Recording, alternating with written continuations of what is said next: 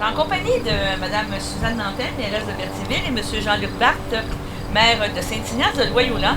Et on a vu une association, on pourrait dire communautaire, de ces deux municipalités-là, en tant que président d'honneur, pour faire une clinique de sang. Comment ça t'est venu de l'idée? Est-ce que c'est Emma Québec qui vous a contacté ou c'est en discutant, en se rencontrant, vous avez dit qu'il faudrait bien faire une clinique de sang, là, faire quelque chose dans les Moi, je vais vous dire, Emma Québec, il nous a contactés et il nous a demandé si on voulait faire la clinique de sang parce qu'on avait un à Saint-Ignace. Puis le COVID-19, il nous a demandé si on pouvait faire ça les deux maires ensemble pour que, autrement dit, ils vont faire 2 jours, pour que ça compense celle de Saint-Ignace puisqu'on n'aura peut-être pas eu de place pour le jour. Mais il aurait fallu qu'il fasse ça dans le petit autobus, puis là, dans le petit autobus, ça aurait été tout bien une personne ou deux à voir. Ça aurait été encore plus long. Donc, c'est ça. C'est là que j'ai contacté Mme Nantel pour lui demander si ça lui intéressait qu'on fasse ça ensemble, et on était d'accord tous les deux. Okay.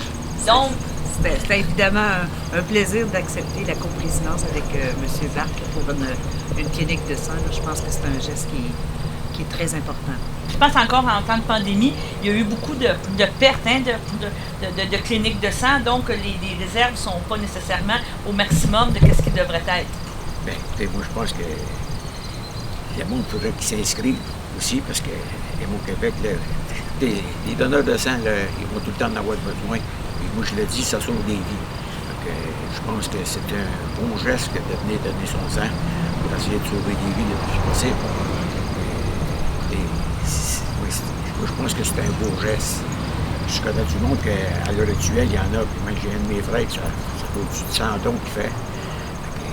Moi, je trouve ça extraordinaire ce qu'il fait. Puis je pense que le monde, j'espère que le monde va s'inscrire pour les 2 jours de clinique de sang. Est-ce qu'on peut parler des procédures, justement? Savez-vous comment ça fonctionne? C'est une inscription, c'est sur rendez-vous. C'est sur rendez-vous? Considérant là, les mesures sanitaires qui doivent être respectées. Donc, les gens appellent à Emma Québec sur le site. On va mettre le numéro de téléphone en bas, il n'y a pas de problème. Prendre rendez-vous pour à ce moment-là venir sur une des 2 journées là, qui... puis comme M. Barthes le disait, tout à fait, c'est un geste qui est à la portée de tous. Du moment que la personne a 18 ans et est en bonne santé, qu'elle n'a pas des problèmes majeurs de santé, je pense qu'effectivement, pour enchérir sur M. Barthes, les dons de sang, là, c'est précieux. Un seul don de sang, une personne prend 10 minutes pour venir donner de son sang, ça peut sauver 4 vies. Et en temps normal, les besoins sont de 1000 dons par jour. Alors, c'est encore plus important en temps de pandémie. Alors, je pense qu'on fait appel tous les deux là, à la générosité de tous les gens là, de venir, de prendre le temps de faire ça. Donc, il n'y aura aucun sans rendez-vous, c'est ça qu'on comprend? En principe, non. En principe, ça ne devrait pas. S'ils sont capables, d'après moi, de tout remplir leur carte. Okay. Si jamais il y a de l'espace, quelqu'un y arrive, moi, je pense qu'il devrait être. Je sais qu'à Saint-Ignace, ça s'est fait l'année passée. Il n'avait pas rempli toutes les. Il en demandait 30 ou 35, je pense. Puis il n'était pas tous là. Il y en a qui sont arrivés. Ils n'étaient pas inscrits, puis ils ont quand même, on dit revenez dans une demi-heure. Je voudrais faire un appel à des bénévoles, parce que je sais qu'au Québec, c'est sûr que les autres sont tous là pour gérer, là, aider, puis ramasser le sang, mais ça leur prend des bénévoles pour recevoir, puis en tout cas, tout placer leur affaire. On espère qu'il y aura des bénévoles qui vont donner leur nom aussi.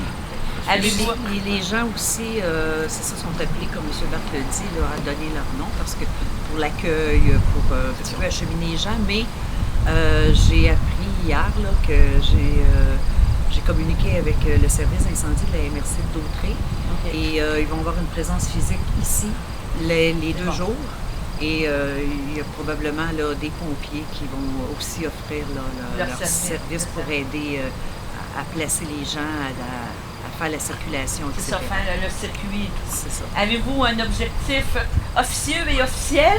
Officieux. C'est 200 dons.